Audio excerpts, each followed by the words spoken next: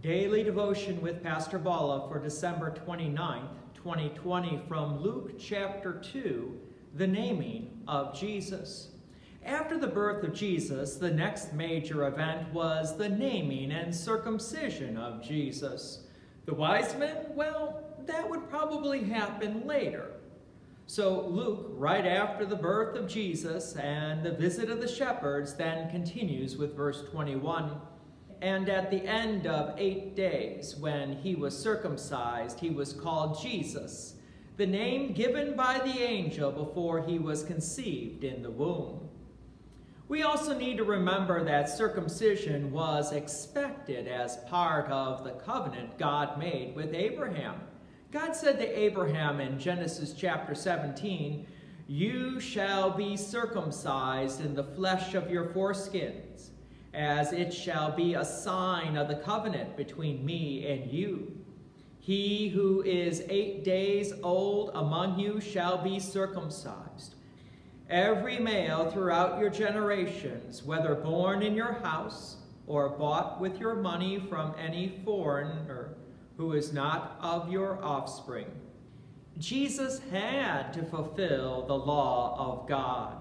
As he notes in Matthew chapter 5, verse 17, "Do not think that I have come to abolish the law or the prophets. I have not come to abolish them, but to fulfill them." So Jesus fulfills the requirements of the law and does so perfectly, not for his benefit, but for our benefit. You see, we are unable to complete the law of God perfectly, and so we would be condemned. But Jesus is our Savior, and that's why we need a Savior. This is why God had to take on human flesh and blood, to fulfill the law perfectly, since we cannot. And we call this the active obedience of Christ. Why the active obedience? Because Christ is doing this actively. He is fulfilling the law that God requires of us, and Jesus did it. Even though Jesus was only 8 days old at the time, Jesus relied upon his parents to bring him to be named and circumcised. Mary and Joseph made sure they fulfilled the law. And this is what it means to be a good parent, to bring your child to the house of the Lord, to teach them the ways of God. Jesus, like all children, have a choice, so to speak.